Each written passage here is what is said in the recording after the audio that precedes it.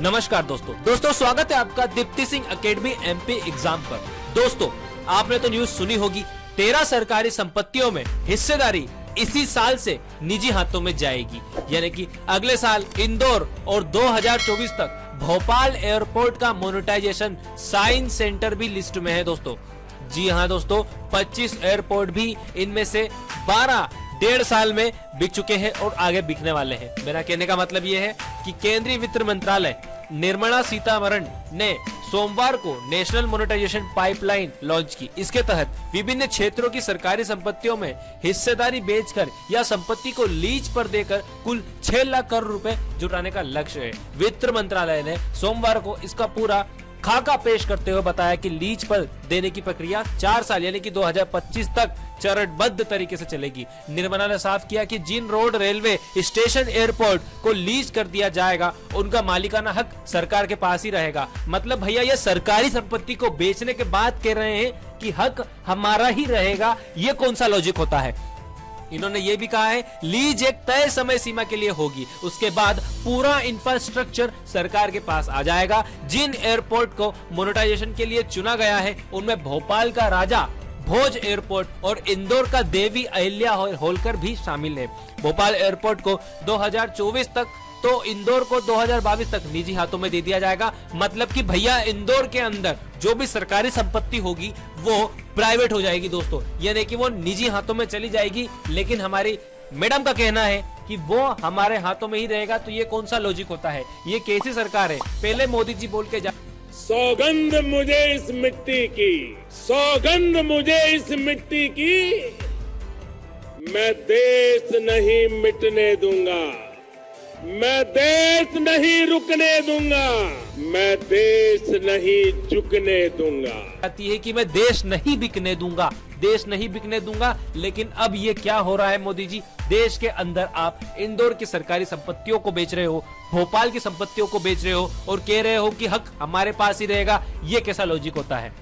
आप हमें बच्चे से भी गया गुजरा समझते हैं क्या। भोपाल का स्पोर्ट साइंस सेंटर और मध्य प्रदेश के 9 हाईवे के कुछ हिस्से भी प्राइवेट संस्थानों को दे दिए जाएंगे, साफ साफ कह रही हैं। लेकिन फिर भी कह रही हैं कि वो हक हमारा ही रहेगा। ये कौन सा लॉजिक होता है। इनका संचालन तय समय सीमा तक रहेगा।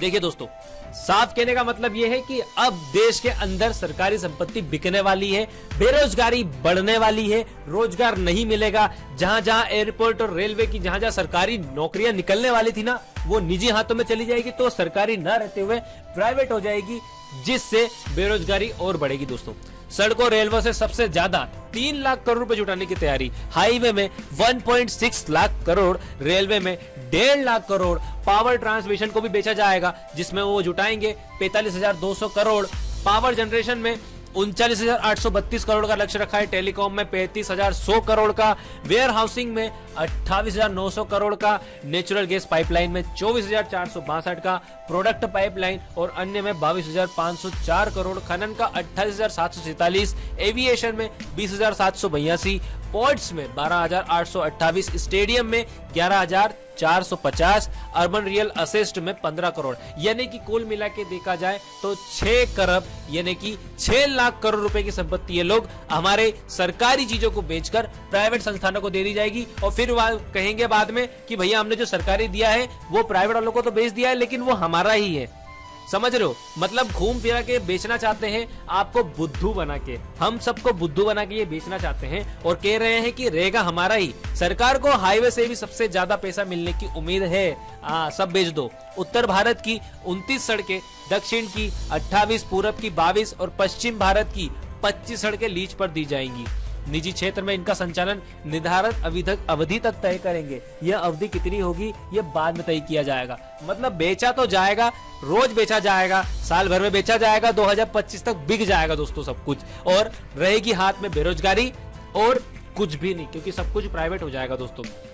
तो दोस्तों आपको ये न्यूज में क्या लगता है, क्या सरकार सही कर रही है? क्या मोदी जी ने जो पहले भाषण दिया था कि मैं देश नहीं बिकने दूंगा, देश नहीं बिकने दूंगा, लेकिन अब देश के अंदर के हिस्सों को ही बेचा जा रहा है। भोपाल के हाईवेओं को बेचा जा रहा है, इंदौर के हाईवे को बेचा जा रहा है और ये तक कह दिया गया है कि 2022 तक इंदौर में जितनी भी सरकारी संपत्ति है वो बिक जाएगी। हमें हमारा 6 करोड़ का लक्ष्य जुटाना है। तो भैया आप जुटा के कहां लगाओगे?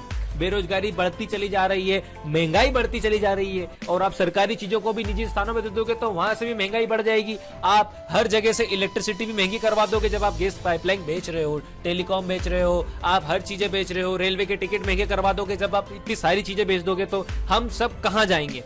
हम आम आदमी कहां जाएंगे? हमारे क्वेश्चन उठता है। और आपको क्या लगता है? हमें कमेंट सेक्शन में आके बताएं, क्या मोदी जी का फैसला सही है? क्या वो सही कर रहे हैं? हमारे देश के अंदर के सरकारी हिस्सों के टुकड़ों को बेच के अगर वो निजी स्थानों पर दे देंगे तो इससे जो सरकारी वैकेंसी निकलने वाली होगी जितनी सीटों पर वो कम हो जाएगी तो बेरोजगारी बढ़ जाएगी और आप जानते हो बेरोजगारी बढ़ जाएगी तो फिर क्या होता है। तो दोस्तों इस वीडियो को जितना हो सके शेयर करो अपने दोस्तों के साथ, अपने मित्रों के साथ, अपने परिवार वालों के साथ और जागो और आवाज उठाओ और इस वीडियो को लाइक करके जाओ, शेयर करके जाओ, सब्सक्राइब करके जाओ इस चैनल को और आवाज उठाओ दोस्तों। लेकिन ये चल क्या रहा है? 2022 तक इंदौर का हिस्सा बिक जाएगा, फिर भोपाल का, ऐसे धीरे धीरे वो हाईवे तक बेचने पे आ गए हैं। हाईवे बेच देंगे, लाइट्स बेच देंगे, पता नहीं क्या क्या बेचने की बातें कर रहे हैं जिससे टिकट्स महंगे होंगे, सब कुछ महंगा हो जाएगा। महंगाई कम होने की जगह बढ़ जाएगी, बेरोजगारी कम होने की जगह बढ़ जाएगी। सरकारी स्थान जो भी होंगे वो अब घट के निजी स्थानों में प्राइवेट हो जाएंगे।